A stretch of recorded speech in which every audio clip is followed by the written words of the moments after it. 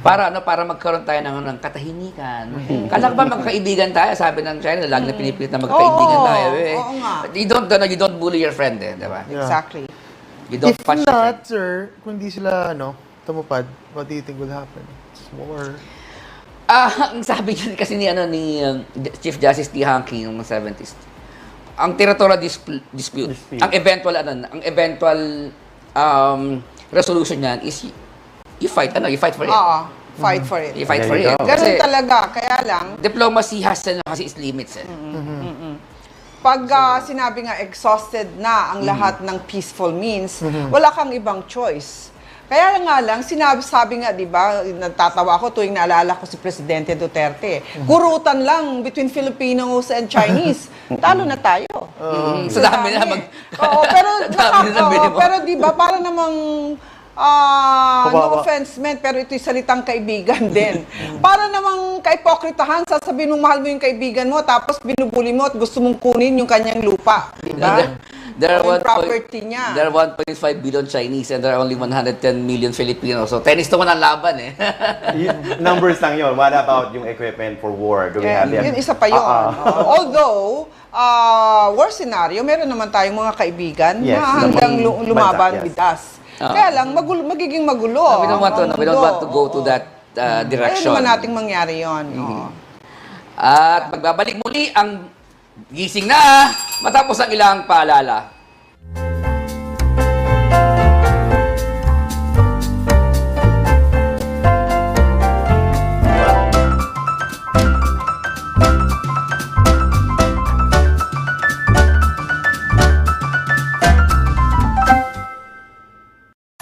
Josel Dariaga po. At Maita Basa David.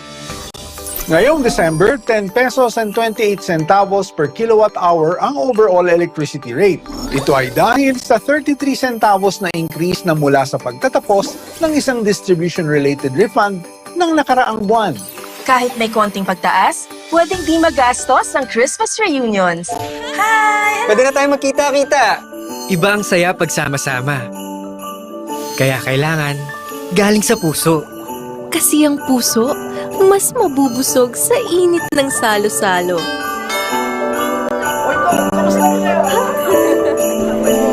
Pero kahit simple lang, basta safe. At masigla ang lahat. Siguradong masaya ang Pasko. Maliwanag na Pasko't bagong taon po sa lahat. Mula sa Meralco at Department of Energy. Welcome ka dito sa SM. Come as you are. Mahilig ka man sa pabago-bago o sa paikot-ikot. Yung nag-a-adulting or parenting. Ikaw na kulot, white-haired, purple-haired, kayong magkaibigan na nagkaibigan. Buong barkada. Yung gusto mo, chill lang. Or gawin yung feel mo lang. We know you're changing. So we're changing with you. Come on in. We're all in. At SM, you're always welcome here.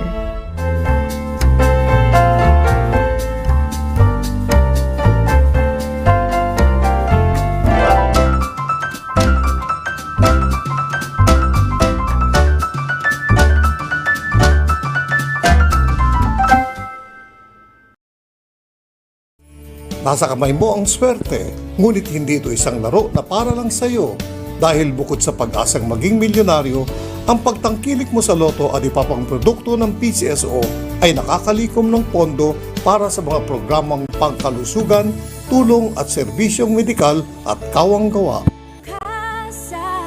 Lahat ng minimithi makakamtan sa PCSO.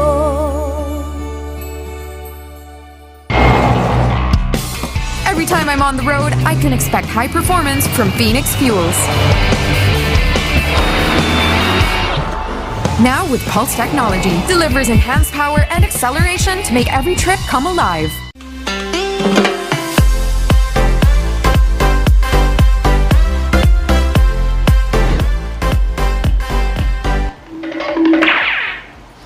nagbabalik ang Gising na! So mga katribo, gusto nyo bang i-enhance ang inyong kagandahan? Ako, kailangan ko yan. Gusto ko rin yan. Mahilig po ba kayo magpaganda? Ayun lang, mahilig ako magpaganda, tamad lang. Naku, talaga namang Beauty and Wellness Wednesday ang tema para sa ating panauhin sa gising na ngayon. Let's all welcome Kimi. Let's all Live here welcome sa them. Gising na, syempre sa set, ang gising na si Dr. Angela Pineda. Good morning. And Mr. Arnold Pineda. Good morning as well. Welcome to Gising You made our day na. more beautiful. Ang ganda. So, you go ahead, please. you go ahead, please. Okay. So, what is the secret behind Derm Clinic success? Yeah, well, we've been, I guess, for the past 51 years, actually, for this year. The secret to Derm Clinic success is really the people that have been working behind it.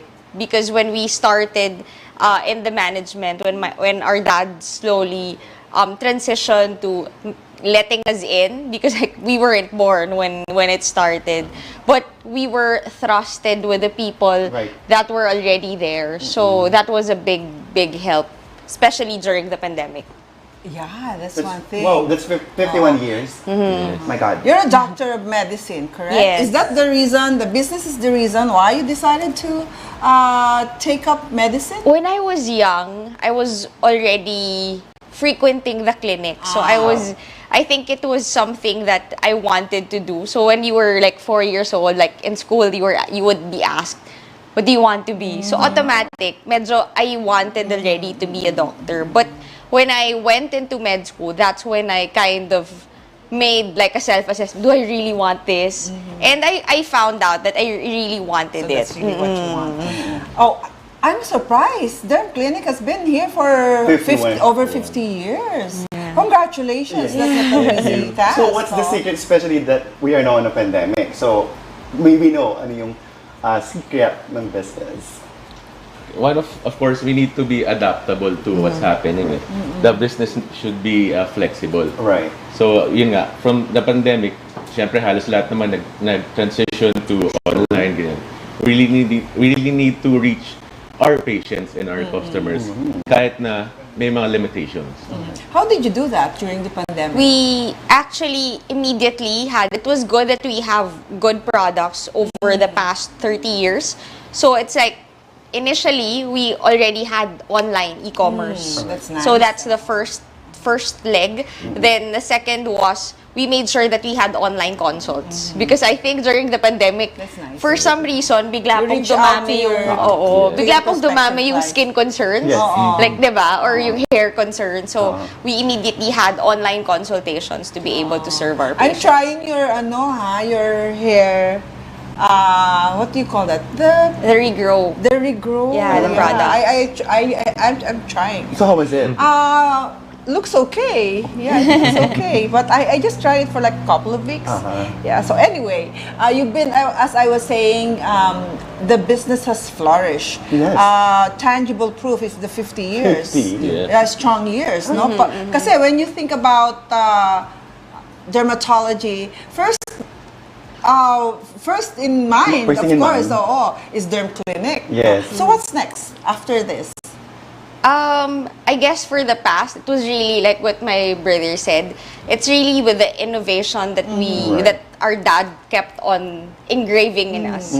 Because it's really different, especially like 50 years ago, the environment was different. Even the clientele was different. But ngayon, makikita nyo, left and right, there are clinics that are available.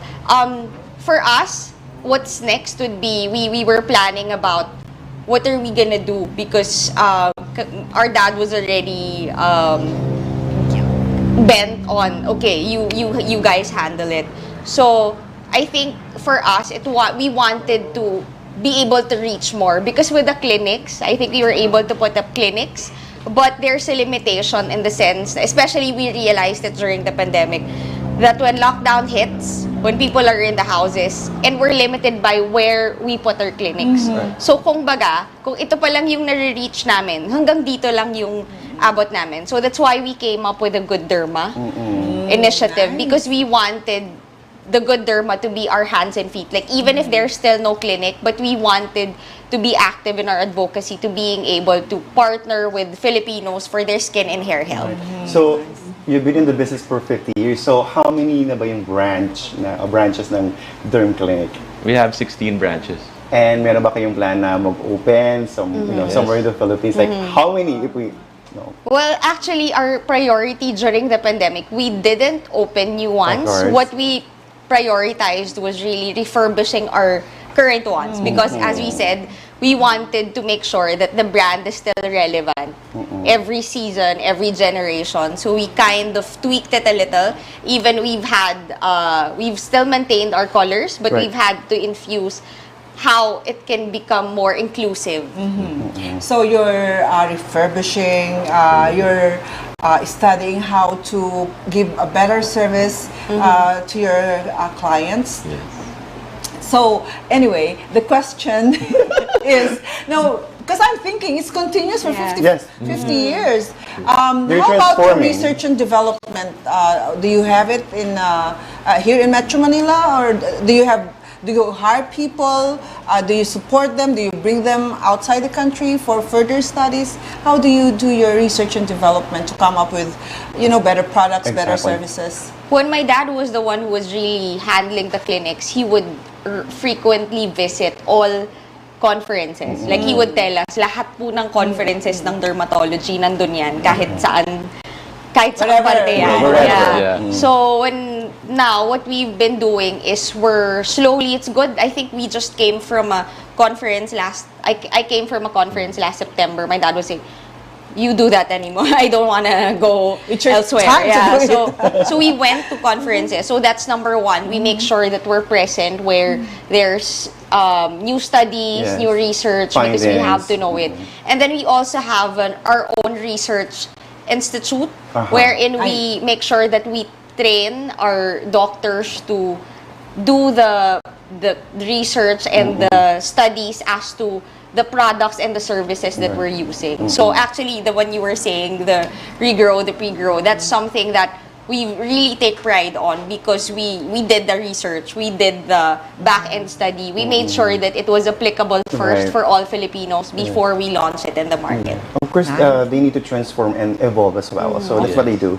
And they've done that for half a century. Yeah, it's 50 years. No question about it. And now, on your 51st year, I guess you'd like to market with something big and special, and you'd like to give something back to the community and to your clientele, to your clients. So can you tell us more about it? Arnold? We have a project this coming year. It's to pick 50 patients, and we are giving them 50,000 worth of products and services. Pwede ba kami yan? How do they qualify? How do you pick them? We just want to hear their stories, because we want, it's like, for the 50 years, we know that it wasn't really us. We weren't even there. But it was really the patients, the people who continuously supported our dad, our company over the years. So we wanted to make sure that while we're starting it, we wanted to make sure that we remember our roots. We remember the value that he inculcated in us. So that's the number one. We wanted to make sure that we're able to give back to our clients, because especially after the pandemic, it's like everyone wants to get their skin and hair concerns right, but the number one concern is, I don't have the budget. So we wanted to somehow bridge that gap. Now, it's not really a big budget, because if you just have like a season of a period that you're gonna be seen, and that's what we're promoting. It's holistic care. That's why we have products and services, because it's not like sometimes if you use products only, ang tagal ng results. And then if services naman, it's too expensive. That's why we usually have a mix of offering what's good for you and what's good in terms of your habits and skills. I have to really learn how to be a little bit masipag. Kasi I'm tamad eh. Sometimes when I get home, I just wash my face and sleep. Wala talaga akong You don't have like pangit yung skin ko, ceremonies or makita mo. rituals, something like Oo, that. oo. But anyway, we will help you promote your program so it can reach more people.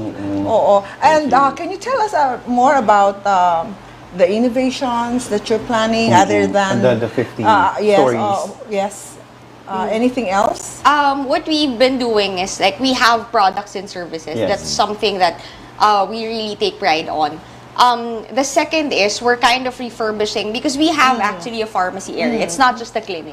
We have our pharmacy area that caters to skin and hair products because we know that it's a go-to when you go to the malls. Meron kang pharmacy area that you go for all your body needs or your holds. Pero there's no pharmacy area that's specific to I have skin concerns, I have hair concerns, where do I go? Right. So we wanted to be able to Like provide one-stop that. shop for all your skin needs. It should be like specific So or that's something that tailored. we have. Something like that. It's still inside the clinic, which is, but we wanted to bring that out. That's why we're having a campaign, which is the Good Derma campaign, which is aside from us getting patients, we're partnering with because we have distribution as well for our products. So we're partnering with Mercury and Watson so that we can bring it outside. So that we can bring more awareness. So that's one thing. Because we wanted nga na, I think the pandemic made you realize, it's parang ang laki pa pala nung gap between what you're doing and how they're reaching the people. So I think the pandemic kind of brought that out. That's really a good one of the good things that brought by pandemic. Yes. Diba? So can you tell our Katribos, announce to them your program and invite them? How will they participate? Yeah, you can send, as I mentioned, anyone can be part of it. You can send your stories at thegoodderma.ph at gmail.com or you can follow us at Derm Clinic so that you can look at how we're going to have the activities and the plans that we have, especially for 2023. Any parting shots to our Katribos? Arnold. Yeah, of course, what is very important lang is our responsibility to tell you that if ever you need something, you really need to consult a professional. Yes. Right. And we have that. That's good. So, yan mga Katribo. Wag na kayong magdalawang isip pa. Don't be like me. So, think about how to take care of yourselves. Andyan ang Derm Clinic. Ilan ang ating, how many branches do we have? You said 16. 16 branches. So, hanapin sila. They're there na subok na matibay, no? They've been in the business. Yeah, they've been in the business for 50 years. At hindi yun they cannot achieve that kung hindi sila mahusay sa kanilang ginagawa. And congratulations sa inyo. Congratulations. And we will be your partner in promoting your program. And once again, thank you so much, Dr. Angela Pineda and Mr. Arnold Pineda for gracing Gising Na. Thank you so much. Good luck. Thank you. We're glad to be here. Thank you.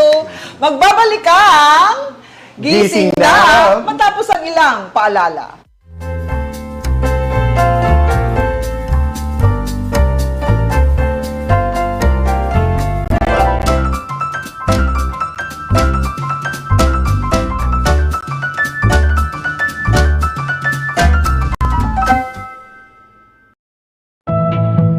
Welcome ka dito sa SM.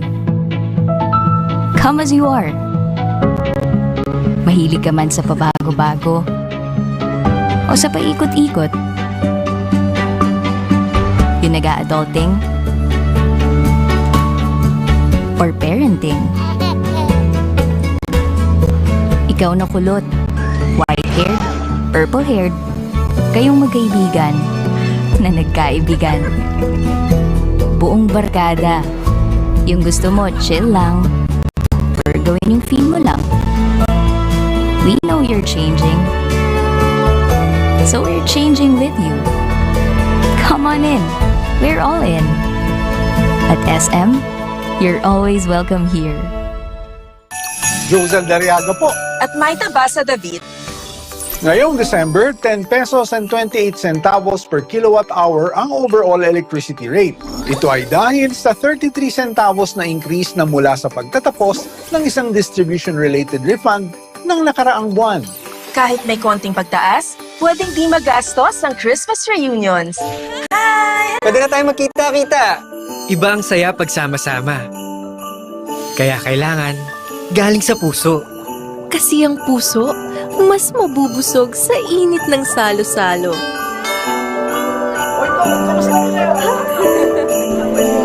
Pero kahit simple lang, basta safe. At masigla ang lahat. Siguradong masaya ang Pasko.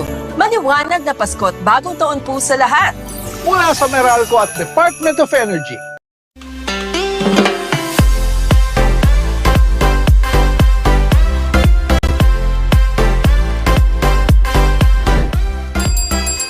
Nagbabalik Ang gising na!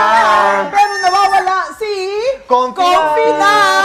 Nagpunta yata siya sa derm clinic na para i-feel, i-experience. Oo, gusto ka agad mag-try. Ayaw pakabog, inunahan na tayo. Inunahan tayo. Ano, reveal his inner beauty. Kasi mo talagang gano'n niya. Sinumulan na niya. Mauuna siya. Oo. Pero ipaalala muna natin muli sa ating mga viewers ang ating I Speak of the Day. Ito mga katribo, naniniwala ka ba na mas maganda ang darating na taong 2023? Kaya mga katribo, ipadala na ang inyong mga komento at reaction sa issue ito sa aming number na 0968-670-4650 at mag-comment na rin sa aming Facebook page, Daily Tribune. At kaya, alamin na natin ang opinion ng taong bayan sa ating I Speak of the Day. Siyempre, ihahatid yan ni Chirklis na ating, ni Chirk na ating ka-Chirklis sa kalsada. Good morning, Chirk! Hi again!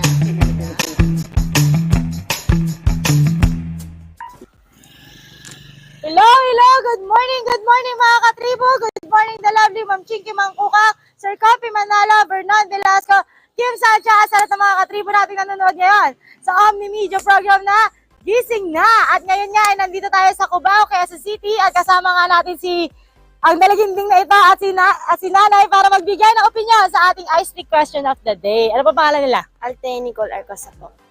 Kompleto. Ayan, ikaw ba naniniwala ka ba na mas magiging maganda yung darating na taong 2023? Opo, dahil bagong simula ng buhay, taka bagong paningin. Okay. At dahil po sa sagot niya, makakatanggap po kayo ng exclusive daily tribune mo. Ito ba pangalan nila, Nay? Gloria Enirea, 87 years old. Ay, hindi po halata. Ang lakas niyo pa po, Nay. Ayan pa, kayo po ba naniniwala po ba kayo na mas magiging maganda po yung darating na taong 2023? Nasa Diyos ang awa at nasa tao ang gawa at may pag-asa kami. Na magiging maganda po. Magiging maganda ang Positive panahon. po kayo. Positive. Opo, at dahil po sa sagot niya, ay makakatanggap po kayo ng exclusive daily tribune. Kita pa maraming salamat po. Walain kayo ng Diyos at maging matagumpay ang programa. Maraming salamat po. And there you have it mga katribo. Once again, this is Jake Malagtas. At magkita-kita ulit tayo bukas, Thursday, dito lang sa Gising Na. Back to studio.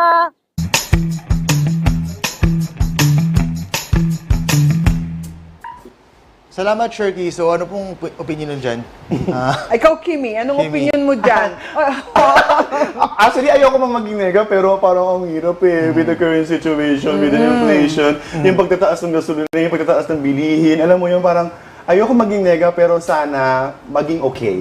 Kayo, yung mga spicy booth founders dyan, sabi nila, eto, binabasa ko ha. Go. Alam mo naman, na-addict na kami sa Gising Na. Wow, thank you. So, anong masasabi ninyo sa ating I Speak question of the day? Si Jonah, Malu, Rachel, Cecil, Marian, Meredith, Marylee, Melanie, Mamala, Mayola, Janine, Monette, and Nea. Anong masasabi ninyo? Ikaw, Vernon, anong masasabi mo? Ako po, on a very personal level po. Hindi ko, I think, this is the year I would make a lot of mistakes. And it's a good thing. Because, when you make mistakes, ibig sabihin, you're moving, you're not stagnant, you're not robotic. So, I would make a lot of mistakes, and this time, I will make it right.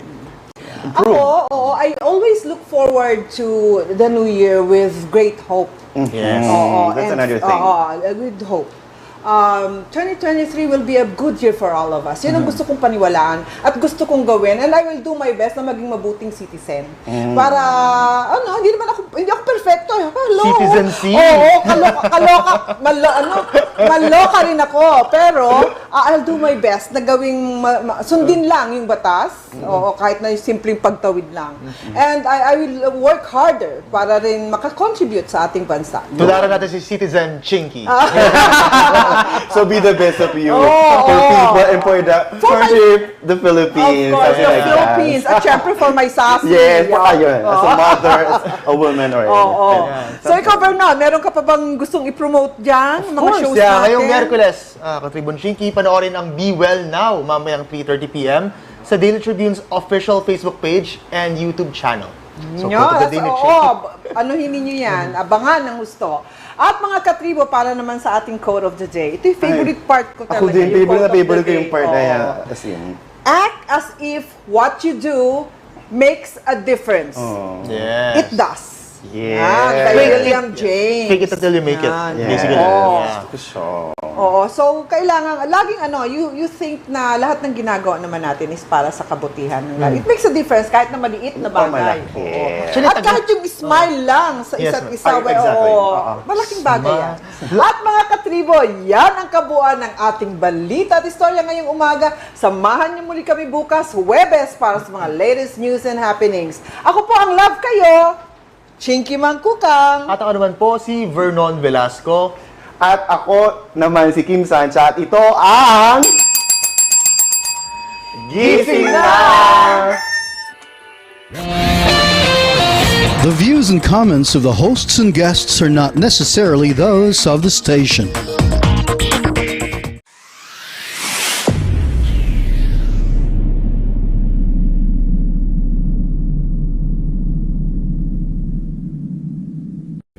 Ho, ho, ho, ho.